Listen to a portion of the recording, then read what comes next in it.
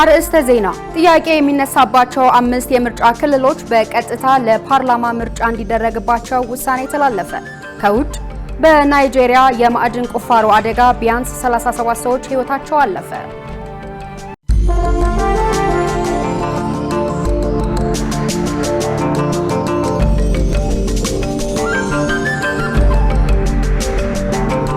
ሰላም ጤና ይስጥልኝ ተመልካቾቻችን፣ ከኢሳት ነጻ የህዝብ ሚዲያ የሰዓቱ ዜናዎች ተጀምረዋል። ከዘገባዎቹ ጋር እኔ ገነት ዘዘውና ለምልክት ቋንቋው ደግሞ ዳዊት ጎሳዬ አብሮን አለ። አሁን ቀዳሚ ወዳደረግነው ዜና ተሻገርን።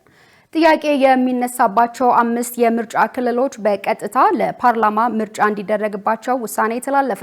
የኢትዮጵያ ብሔራዊ ምርጫ ቦርድ በአማራና በትግራይ ክልሎች የይገባኛል ጥያቄ የሚነሳባቸውን አካባቢዎች በተመለከተ የተሰጠውን ውሳኔ ዛሬ ባወጣው መግለጫ አስታውቋል። ቦርዱ በዛሬው መግለጫው በሰባተኛው ጠቅላላ ምርጫ የጊዜ ሰሌዳ ላይ በተመለከተው መሰረት ጥር 22 ቀን 2018 ዓ.ም የመራጮች ምዝገባ ለማካሄድ እየተዘጋጀባቸው ያሉትን ምርጫ ክልሎችና ምርጫ ጣቢያዎች ዝርዝር ለህዝብ ይፋ ማድረጉን አስታውሷል።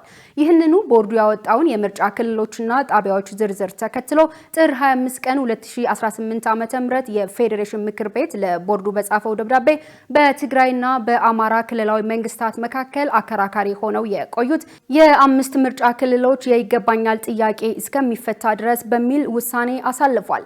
በዚህም መሰረት የሁመራ፣ የአዲረመጽ፣ የኮረም አፍላ፣ የጠለምትና የራያ አላማጣ የምርጫ ክልሎች ከትግራይ ክልላዊ መንግስት ውጭ ሆነው ለብቻቸው በቀጥታ ለህዝብ ተወካዮች ምክር ቤት ምርጫ እንዲደረግባቸው ምክር ቤቱ መወሰኑን ለቦርዱ አሳውቋል።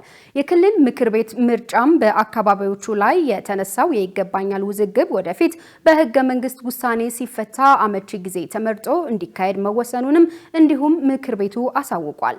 በመሆኑም ቦርዱ በፌዴሬሽን ምክር ቤት ውሳኔ መሰረት የሰባተኛውን ጠቅላላ ምርጫ ከላይ በተጠቀሰው አግባብ ለመፈጸም የሚያስችላቸውን ህግና ስርዓት በመጠበቅ ተግባራዊ የሚያደርግ መሆኑን አስታውቋል።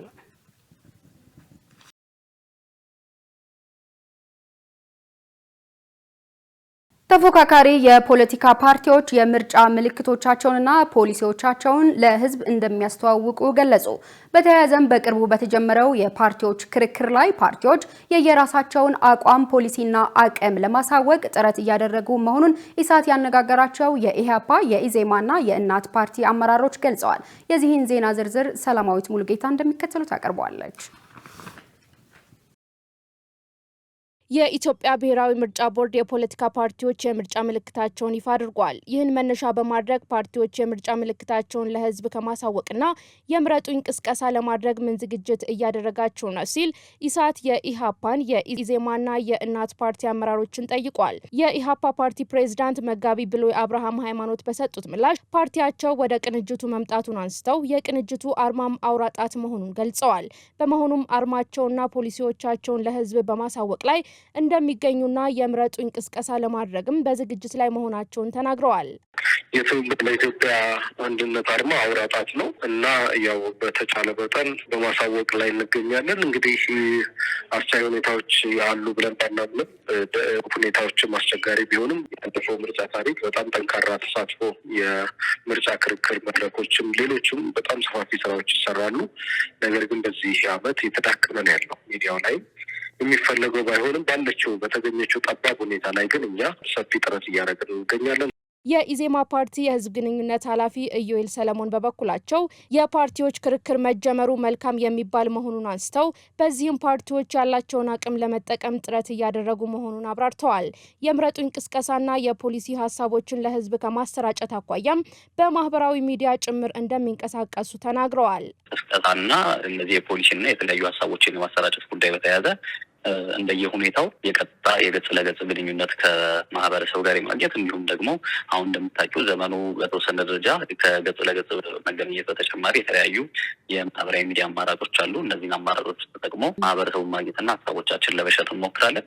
የእናት ፓርቲ የህግ ክፍል ኃላፊ ዋለልኝ አስፋው በተመሳሳይ የምርጫ ምልክታቸው በእጅ የተያዘ ቁልፍ መሆኑን ገልጸው ነገር ግን ከፓርቲው አርማ ጋር የሚመሳሰል የሌላ ፓርቲ አርማ በመኖሩ ይህንንም ችግር ለመፍታት ለምርጫ ቦርድ ማሳወቃቸውን ተናግረዋል። በተመሳሳይ የፓርቲዎች ክርክር ጅማሮ መልካም መሆኑና ፓርቲዎችም አቋማቸውና ፖሊሲዎቻቸውን የሚያሳውቁበት መድረክ መሆኑን ገልጸዋል። መጀመሪያ እስካሁን እንደመሆኑ መጠን ወደፊት የተሻሻለ ይሄዳል ብዬንም ገምተው ክርክሩ መልካም ነው። ፓርቲዎች የራሳቸውን አቋምና ፖሊሲ እያሳወቁበት ስለሆነ በእኛ በኩል በአዎንታ ነው ያየነው። ጅማሮ ጥሩ ነው። የፖለቲካ ፓርቲዎች በሚዲያ በመቅረብ የምርጫ ክርክር በቅርቡ መጀመራቸው ይታወቃል። የትግራይ ወጣት ሰላም እንዲያሰፍን ጥሪ ቀረበ። የቀድሞ የፌዴሬሽን ምክር ቤት አፈ ጉባኤ ኬሪያ ኢብራሂም የታጠቀውም ሆነ ያልታጠቀው የትግራይ ወጣት የተጋረጠውን አጥፊ ጦርነት በመቃወም እጁን ለሰላም እንዲዘረጋ ጥሪ አቅርበዋል። ወይዘሮ ኬሪያ ኢብራሂም በትግራይ ወቅታዊ ሁኔታ ላይ ለአዲስ ዘመን ጋዜጣ እንደገለጹት በክልሉ የተጋረጠውን የጦርነት ስጋት ማስቀረት የሚቻለው ጦርነትንና እልቂትን እምቢ በማለትና በአንድነት በመሰለፍ ብቻ ነው ብለዋል። ወጣቱ ዓላማ ቢስ ወደ ሆነ ጦርነት ከመግባት ይልቅ የመኖር መብቱን ሊያስጠብቅ እንደሚገባ ያሳሰቡት ወይዘሮ ኬሪያ የታጠቀው ወጣትም ለማን ዓላማና ምኞት ነው ህይወቴን የምገብረው ብሎ ራሱን ሊጠይቅ እንደሚገባ አመልክተዋል። ወጣቱ በስሜት ሳይሆን በብስለትና በስሌት በመራመድ ህዝቡንና ሀገሩን ከጥፋት ሊታደግ እንደሚገባም አሳስበዋል። አሁን ላይ በትግራይ ክልል የዳግም ጦርነት ስጋት መግዘፉን ጠቁመው ይህንን ጥፋት በምኞት ሳይሆን ጦርነትን በመጸየፍና በሰላማዊ መንገድ በመታገል ብቻ ማስቀረት እንደሚቻል አስገንዝበዋል።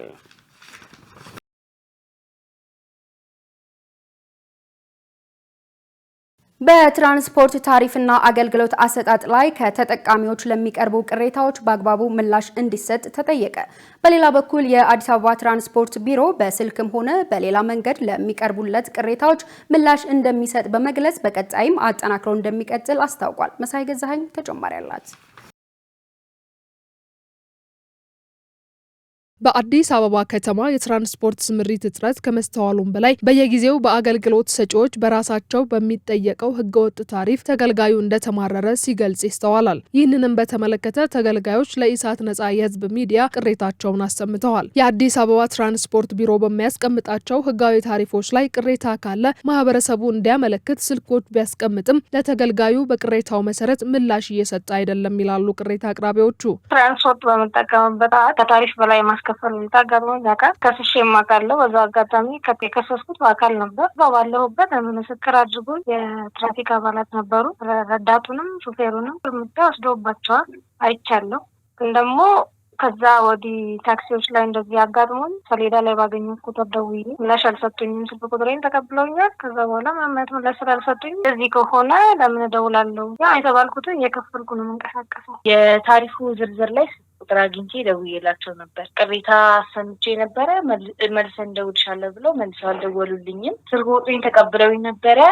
የአሽከርካሪው ላይ የተወሰደውን እርምጃ አላሳወቁም እና በዚህ አይነት እንዴት ነው ህብረተሰቡ ቅሬታ ማቅረብ የሚችለውና እንዴት ነው የሚሰማል?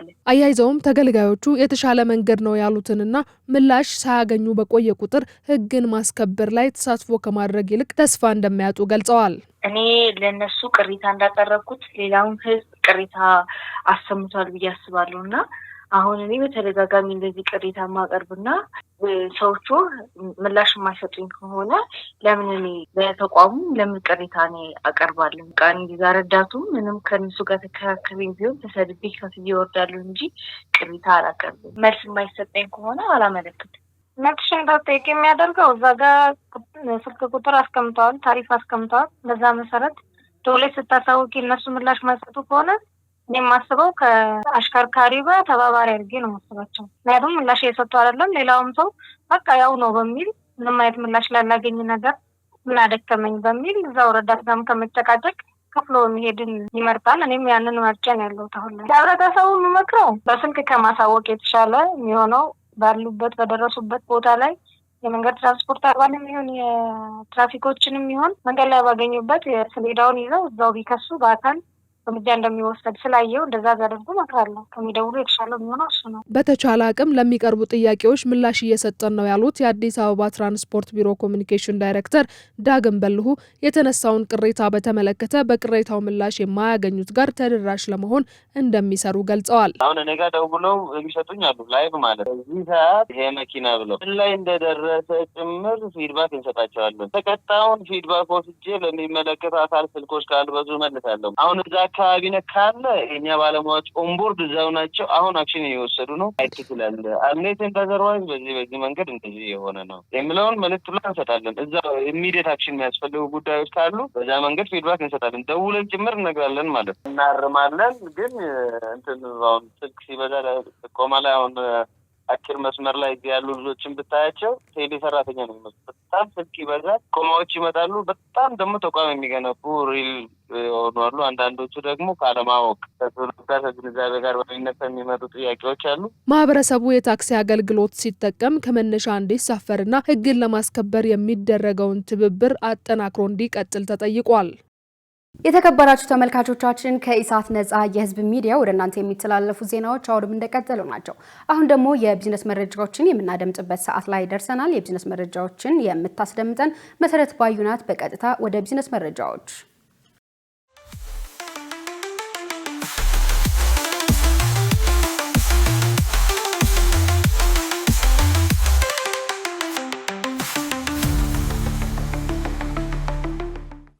ሰላም ጤና ይስጥልን ውድ ተመልካቾቻችን ከኢሳት ነጻ የህዝብ ሚዲያ የዕለቱን የቢዝነስና የኢኮኖሚ ዜናዎች ይዤላችሁ ቀርቤያለሁ። ከዜናዎቹ ጋር መሰረት ባዩ ነኝ። አብራችሁን ቆዩ።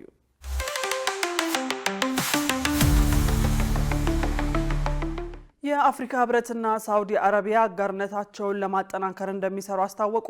የአፍሪካ ህብረትና ሳውዲ አረቢያ በሰላም በልማትና በዲፕሎማሲ ያላቸውን አጋርነት የበለጠ ለማጎልበት ቁርጠኛ መሆናቸውን አስታውቀዋል።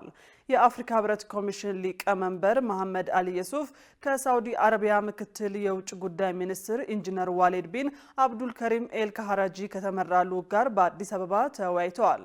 የኮሚሽኑ ሊቀመንበር መሐመድ አሊ የሱፍ አፍሪካና ሳውዲ አረቢያ ለረጅም ጊዜ የቆየና ታሪካዊ ግንኙነት እንዳላቸው ገልጸው ትብብሩ በጥልቅ የባህል የኢኮኖሚና የህዝብ ለህዝብ ትስስር ላይ የተመሰረተ መሆኑን አንስተዋል። ሳውዲ አረቢያ በአፍሪካ ያላትን ዘላቂ ትብብርና በአህጉሪቱ እያደገ የመጣውን ኢንቨስትመንት አልፎም በቀጠናውና በዓለም አቀፍ ዲፕሎማሲ ያላትን ገንቢ ሚና አድንቀዋል። የሳውዲ አረቢያ ምክትል የውጭ ጉዳይ ሚኒስትር በበኩላቸው ሳውዲ አረቢያ ከአፍሪካ ህብረት ጋር በልማት፣ በሰላም፣ በደህንነትና በባለብዙ ወገን ዲፕሎማሲን ጨምሮ በተለያዩ መስኮች ያላትን አጋርነት ለማጠናከር ቁርጠኛ መሆኗን ገልጸዋል። በኢንዱስትሪ ፓርኮች ከ18 ቢሊዮን ብር በላይ የሚገመቱ ተኪ ምርቶች በሀገር ውስጥ ማምረት መቻሉ ተገለጸ። በተያዘው በጀት ዓመት በኢንዱስትሪ ፓርኮች ውስጥ ከ18 ቢሊዮን ብር በላይ የሚገመቱ ከውጭ የሚገቡ ምርቶችን በሀገር ውስጥ በማምረት ከውጭ የሚገቡትን ምርቶች መተካት መቻሉን የኢንዱስትሪ ፓርኮች ልማት ኮርፖሬሽን አስታውቋል። የኢንዱስትሪ ፓርኮች ልማት ኮርፖሬሽን ዋና ስራ አስፈጻሚ ዶክተር ፍስሐ ይታገሱ ለዘመን ኢኮኖሚ መጽሔት እንደገለጹት ከውጭ የሚገቡ ምርቶችን በሀገር ውስጥ በማምረት ሀገሪቱ ታወጣ የነበረውን ከፍተኛ ሀብት ማዳን ተችሏል ብለዋል። በተያዘው በጀት ዓመት እስካሁን በኢንዱስትሪ ፓርኮች ከ18 ቢሊዮን ብር በላይ የሚገመቱ ተኪ ምርቶች በጅማ፣ በአዳማ፣ በቦሌ ለሚ፣ በባህር ዳር፣ በድሬዳዋና በሌሎች የኢንዱስትሪ ፓርኮች በሀገር ውስጥ መመረታቸውን ተናግረዋል። በአልባሳትና በጨርቃ ጨርቅ፣ በአግሮ ፕሮሰሲንግ፣ በሜታልና ኢንጂነሪንግ፣ በኮንስትራክሽንና በቆዳ ውጤቶች ዘርፍ ከውጭ የሚገቡ ምርቶች በሀገር ውስጥ መተካታቸውን ያነሱት ዋና ስራ አስፈጻሚው 14 ቢሊዮን ብር የሚገመት የገበያ ትስስር መፈጠሩንም ገልጸዋል። በተደረገ ጥናት የሀገሪቱ የማምረት አቅም ከ90 በመቶ በላይ ከውጭ የሚገቡ ምርቶች በሀገር ውስጥ መተካት እንደሚቻል ያሳያል ሲሉም አብራርተዋል። አምራቾች የጥሬ ዕቃ አቅርቦት፣ የፋይናንስ ችግርና የሰለጠነ የሰው ኃይል እጥረት በዘርፉ ተግዳሮት እንደሆነባቸው ተገለጸ። የአዲስ አበባ ኢንዱስትሪ ልማት ቢሮ ኢትዮጵያ ታምርት አዲስ አበባ ትበልጽግ በሚል መሪ ቃል ከተማ አቀፍ የንቅናቄ ባዛርና ኤግዚቢሽን ተካሂዷል። ከኤግዚቢሽኑ ጎን ለጎንም የአምራች ኢንዱስትሪዎችን ምርታማነት ለማሳደግ በሚያስችሉ ጉዳዮች ላይ ያተኮረ የፓናል ውይይት ተካሂዷል። በውይይቱ ላይ የአዲስ አበባ ኢንዱስትሪ ልማት ቢሮ ኃላፊ ዣንጥራር አባይን ጨምሮ ከፍተኛ የስራ ኃላፊዎችና የአምራች ኢንዱስትሪ ባለቤቶች ተገኝተዋል። በመድረኩ ላይ እንደተገለጸው እየተካሄዱ ያሉ ባዛሮችና ኤግዚቢሽኖች አምራቾች ምርቶቻቸውን እንዲያስተዋውቁ ከማድረጋቸውን ባለፈ ጠንካራ የገበያ ትስስር እንዲፈጥሩ አስችለዋል ብለዋል። በሌላ በኩል አምራቾች የጥሬ ዕቃ አቅርቦት እጥረት፣ የፋይናንስ ችግርና የሰለጠነ የሰው ኃይል እጥረት በዘርፉ ላይ ተግዳሮት እየሆነ መምጣቱን በውይይቱ ላይ አንስተዋል። እነዚህን ችግሮች በዘላቂነት ለመፍታትም ቢሮ ከባንኮች፣ ከሊዝ አቅራቢዎች፣ ከመሰረተ ልማት ተቋማት፣ ከኢንዱስትሪ ፓርኮችና ከአዲስ አበባ ዩኒቨርሲቲ ጋር በቅንጅት እየሰራ መሆኑ ተገልጿል። የፓናል ውይይቱ በዛሬው ዕለት የሚጠናቀቅ ሲሆን አምስተኛው ዙር የኢትዮጵያ ታምርት ንቅናቄ በኤግዚቢሽንና ባዛር እንዲሁም በሌሎች ዝግጅቶች እስከ ሳምንቱ መጨረሻ ድረስ ይቀጥላል ተብሏል።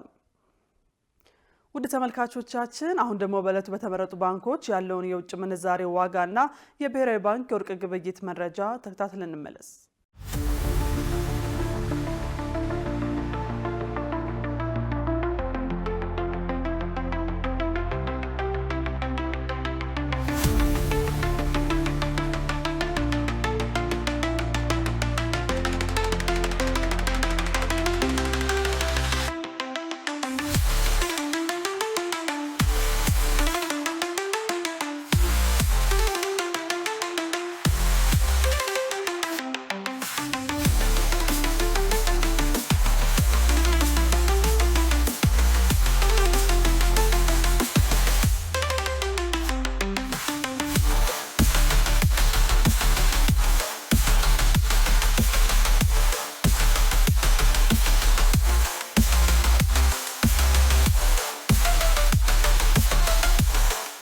ተመልካቾቻችን ለዕለቱ ያዝናቸው የቢዝነስና የኢኮኖሚ ዜናዎች በዚሁ ተጠናቀዋል። ወደ ቀሪዎቹ ዜናዎች እንመለስ።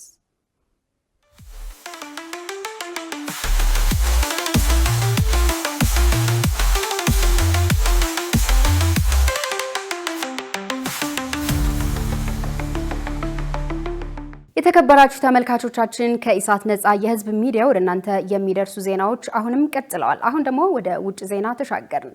በናይጄሪያ የማዕድን ቁፋሮ አደጋ ቢያንስ 37 ሰዎች ህይወታቸው አለፈ። ይህ አደጋ ጥብቅ ቁጥጥር በማይደረግባቸውና መደበኛ ባልሆኑ የማዕድን ቁፋሮ በሚካሄድባቸው አካባቢዎች ያለውን ከፍተኛ የደህንነት ስጋት አጉልቶ አሳይቷል ሲባል አፍሪካም ከዘርፉ መጠቀም ካለባት አንጻር ከፍተኛ ኪሳራ ደርሶባታል ተብሏል። ዮሐንስ ተስፋ ተጨማሪ ያለው በአፍሪካ የማዕድን ሀብትን ለመቆጣጠር የሚደረገው የጦፈ ፉክክር በአሳዛኝ ኩነቶች እየተሸፈነ ይገኛል። በናይጄሪያ በአንድ የማዕድን ማውጫ ስፍራ በተከሰተ የካርቦን ሞኖክሳይድ ጋዝ ፍሰት ምክንያት ቢያንስ 37 ማዕድን አውጪዎች ለህልፈት ተዳርገዋል። ይህ አደጋ ጥብቅ ቁጥጥር በማይደረግባቸውና መደበኛ ባልሆኑ የማዕድን ቁፋሮዎች ላይ ያለውን ከፍተኛ የደህንነት ስጋት በድጋሚ አጉልቶ አሳይቷል። አደጋው የተከሰተው በካምፓኒ ዙራክ አካባቢ በሚገኝ ቀደም ሲል ተጥሎ በቆየ የሊድና የዚንክ ማዕድን ማውጫ ውስጥ ነው። የጸጥታ አካላት እንደገለጹት ስፍራው መርዛማ ጋዞችን ሊለቁ የሚችሉ የተከማቹ ማዕድናት የነበሩበት ሲሆን በአሁኑ ወቅት ተጨማሪ አደጋ እንዳይከሰት መላ አካባቢው በፖሊስ ታጥሮ ይገኛል። አደጋው በናይጄሪያና በአጠቃላይ በአፍሪካ ያለውን የማዕድን ዘርፍ ተግዳሮት የሚያሳይ ሲሆን አብዛኛውን ጊዜ ፈንጂዎች ሲተኮሱ ወይም በማዕድን ዋሻ ውስጥ ያሉ ሞተሮች ኦክሲጅን በሌለበት ሁኔታ ነዳጅ ሲያቃጥሉ የሚፈጠር ነው። ይህ ጋዝ ሽታና ቀለም ስለሌለው በቀላሉ የማይታወቅ ሲሆን አንዴ ወደ ደም ውስጥ ከገባ የኦክሲጅን ዝውውርን በማቋረጥ በፍጥነት ለሞት እንደሚዳርግ የዘርፉ ባለሙያዎች ያስረዳሉ። ከአደጋው በኋላ በስፍራው የደረሱ የነፍስ አድን ሰራተኞች ሁኔታውን ሲያስረዱ ይህን ብለዋል። በሕይወት የተረፉት ሰዎች ወደ ሆስፒታል ተወስደዋል። አደጋው በደረሰበት የማዕድን ቦታ ላይ ወዲያውኑ በመገኘት ተጎጂዎችን አጓጉዘናል። እስካሁን የ26 ሰዎች አስክሬንም ተገኝቷል።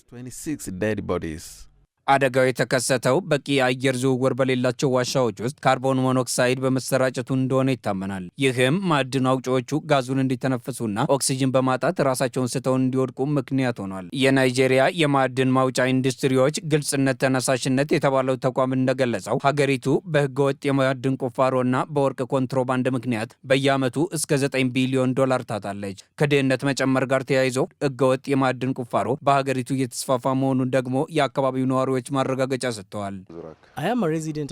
የምኖረው አደጋው በደረሰበት ካምፓኒ ዙራክ ነው። ከማዕድን ቁፋሮ ውጭ ሌላ የመተዳደሪያ አማራጭ የለንም። ስራውንም እንደ ዕጣ ፈንታችን ነው የምናየው። ይህ የሆነው በፈጣሪ ፈቃድ እንጂ ማንም ቤተሰቦቻችንን ለመጉዳት አስቦ ያደረገው አይደለም ብለን እናምናለን። አምላክ ሰጠን፣ አምላክ ደግሞ ወሰደ። እኔም ልጄና ታናሽ ወንድሜን አጥቻለሁ።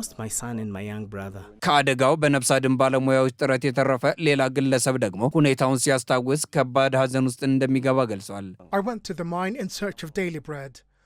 ወደ ማዕድን ስፍራው የገባሁት የዕለት ጉርስ ፍለጋ ነበር። ወደ ውስጥ እንደገባን የመተንፈስ ችግር አጋጠመና ራሳችንን ሳት። ወደ ሆስፒታል እንዴት እንደተወሰድን እንኳን አናውቅም። ጋዙ አንዴ ከመታ መሬት ላይ ጥሎ ለሞት ይዳርጋል። እኔ የማውቃቸው 37 ሰዎች ሲሞቱ ቆይቶ ግን ቁጥሩ ወደ 47 ማደጉን ሰምቻለሁ። አንዳንድ የውጭ ሀገር ባለሙያዎች የመተንፈሻ መሳሪያዎችን ይዘው በመምጣታቸው የብዙዎች ሕይወት ሊተርፍ ችሏል። የናይጄሪያ ፌዴራል መንግስት በአደጋው ዙሪያ ጥልቅ ምርመራ ለማካሄድ ሲባል በአካባቢው የሚከናወኑ ማናቸውም የማዕድን ቁፋሮ ስራዎች ለጊዜው እንዲታገዱ ትዕዛዝ አስተላልፏል። መረጃውን ስናጠናቀር ሲጂቲኤን አፍሪካ ዋቢያችን ነበር። በሜክሲኮ የጃሊስኮ እጽ አዘዋዋሪ በጦር ኃይሉ መገደሉን ተከትሎ አመጽ እንዳይቀሰቀስ ተሰግቷል። በሌላ ዜና በጦር ኃይሉ የተገደለውና ኤል ማንቾ በመባል የሚታወቀው እጽ አዘዋዋሪ በአሜሪካና በሜክሲኮ መንግስት ሲፈለግ የነበረ ነው። ሸሪፍ ኢማም ተጨማሪ አለው። በአብዛኛው የሜክሲኮ ግዛቶች ትምህርት እንዲቋረጥ ተደርጓል። የአካባቢ አስተዳዳሪዎችና የውጭ ሀገር መንግስታት ዜጎቻቸው በቤት ውስጥ እንዲቆዩ እያስጠነቀቁ ነው። ይህ የሆነው የሜክሲኮ ጦር ኃይለኛ የተባለውን የአዲሱ ትውልድ የካርቴር መሪን መግደሉን ተከትሎ ነው። ኤልሜንቾ በመባል የሚታወቀው ኔሜሲዮ ሩቤን ኦሴጌራ ሰርቫንቴስ በሜክሲኮ ውስጥ በፍጥነት እያደገ ከመጣ የወንጀል መረብ አንዱ አለቃ ነው ተብሏል። ኤልሜንቾ አደገኛ እጾችን ወደ ዩናይትድ ስቴትስ በማዘዋወርና ድርጊቱን በሚቃወሙ ላይ የመንግስት ባለስልጣናት ጥቃት በመፈጸምም ይታወቃል። የሜክሲኮ ወታደሮች እሱን ለመያዝ ሲሞክሩ በትውልድ መንደሩ ጃሊስኮ በተደረገ የተኩስ ልውውጥ ኤልሜንቾ ተገድሏል። የደረሰውን ጥቃት ተከትሎ ከመላ ሀገሪቱ የካርቴል አባላት በንዴት ምላሽ እየሰጡ ነው። መንገዶችን በመዝጋትም መኪኖችን አቃጥለዋል። የሀገሪቱ ፕሬዚዳንት ክላውዲያ ሺምባዩም ሰዎች እንዲረጋጉ ተማጽነዋል። የሀገሪቱ ባለስልጣናት ሁለት እንዳስታውቁት በ20 ግዛቶች ውስጥ የሚገኙ ከ250 በላይ የሚሆኑ በካርቴሎች የተዘጉ መንገዶችን አስከፍተናል ብለዋል። ዋይት ሃውስ ለኦፕሬሽኑ መሳካት የኢንተለጀንስ ድጋፍ ማድረጉን አረጋግጧል። የሜክሲኮ ጦርም ነፍሰ ገዳይ የነበረውንና በሁለቱም ሀገራት ሲፈለግ የነበረውን ወንጀለኛ በማስወገዳቸው አመስግነዋል። የሜክሲኮ መንግስት በዓለም ከፍተኛ የሆነ የአደገኛ እጽ አዘዋዋሪ መግደል የትራምፕ አስተዳደር በእጽ አዘዋዋሪዎች ላይ እርምጃ እንዲወስዱ በሜክሲኮ መንግስት ላይ የሚያደርገውን ጫና ይቀንሳል። ይሁን እንጂ ከዚህ በላይም አቅም ያላቸው እጽ አዘዋዋሪዎች በቀጣይ ምን ሊያደርጉ ይችላሉ የሚለው ሌላው ስጋት ነው። የጃሊስኮ ግዛት ከተማ የሆነችውና በሜክሲኮ ሁለተኛዋ ትልቋ ከተማ ጓዳላጃራ ሁለት ሙሉ በሙሉ ዝግ ሆና ውላለች። ምን ይፈጠር ይሆን ብለው የሰጉ ነዋሪዎች ከቤት ሳይወጡ ውለዋል። ሁለት ምሽት ከተማው አየር ማረፊያ የደረሱ ተሳፋሪዎች የተነገራቸው አየር ማረፊያው በውስን ሰራተኞች እየሰራ እንደሆነ ነው። ምክንያቱ ደግሞ በከተማዋ በተፈጠረው ረብሻ ነው ተብሏል። የጃሊስኮ ባለስልጣናት እንደገለጹት 14 ሰዎች ተገድለዋል፣ 7 የብሔራዊ ጥበቃ ወታደሮችን ጨምሮ። በማኅበራዊ ሚዲያ ሲዘዋወር የነበረ ምስል እንዳሳየው በፒዮርቶ ቫላርታ የነበሩ ቱሪስቶች ከርቀት ጭስ እየታየ በባህር ዳርቻው በእግራቸው ሲንቀሳቀሱ ይታዩ ነበር ተብሏል። በሌላ በኩል ደግሞ በአየር ማረፊያ አካባቢ ዕድሜያቸው ገፋ ያሉ ሰዎች ተሰባስበው ነበር። እንዴት ወደ ቤታችን እንሂድ በሚል አንደኛው ሰውዬ ሁላችንም አንድ ላይ ብንሄድ ጥሩ ነው አሉ። ከፈጣሪ ጋር እንሂድ አሉ። መረጃው የአሶሺየትድ ፕሬስ ነው።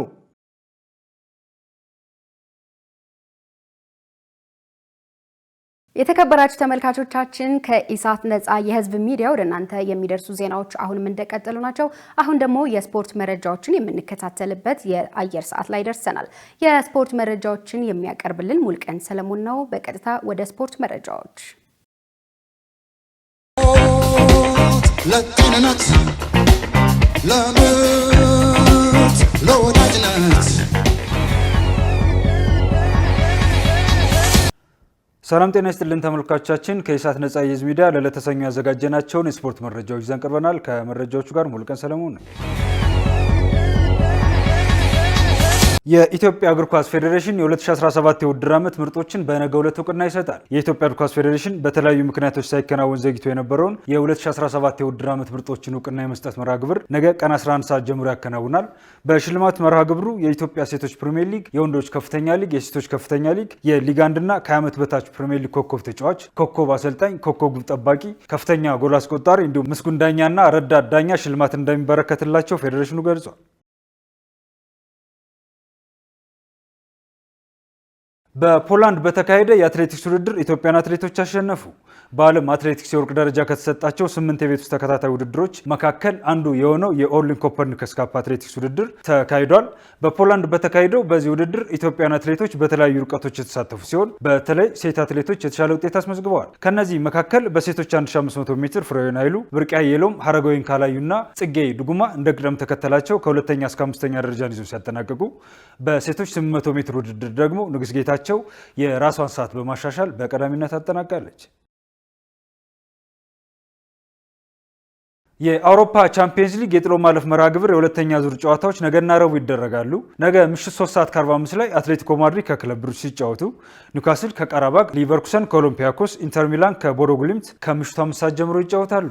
ረቡዕ አትላንታ ከዶርትሙንድ ምሽት 3:45 ጀምሮ ሲጫወቱ፣ ጁቬንቱስ ከጋላታሳራይ፣ ፒኤስጂ ከሞናኮ፣ ሪያል ማድሪድ ከቤኔፊካ ምሽት 5 ሰዓት ጀምሮ ይጫወታሉ። በመጀመሪያ ጨዋታዎች ጋላታሳራይ፣ ፒኤስጂ፣ ሪያል ማድሪድ፣ ዶርትሙንድ፣ ኒውካስል፣ ሊቨርኩሰን እና ቦዶ ግሊምት ተጋጣሚያቸውን ሲያሸንፉ ክለብ ብሩጅ ከአትሌቲኮ ማድሪድ አቻ መለያየታቸው ይታወሳል።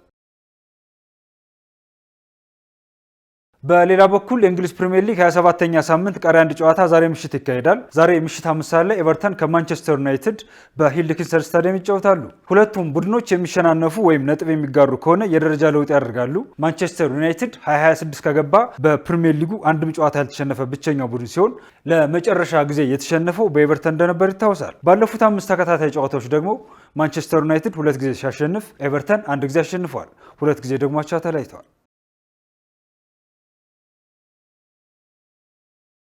ተመልካቾቻችን ከኢሳት ነጻ የህዝብ ሚዲያ ለዕለቱ ያዘጋጀናቸው ስፖርታዊ መረጃዎቻችን የተከታተሏቸውን ይመስሉ ነበር። ከመረጃዎቹ ጋር ሙልቀን ሰለሞን አብራችሁ ቆየው።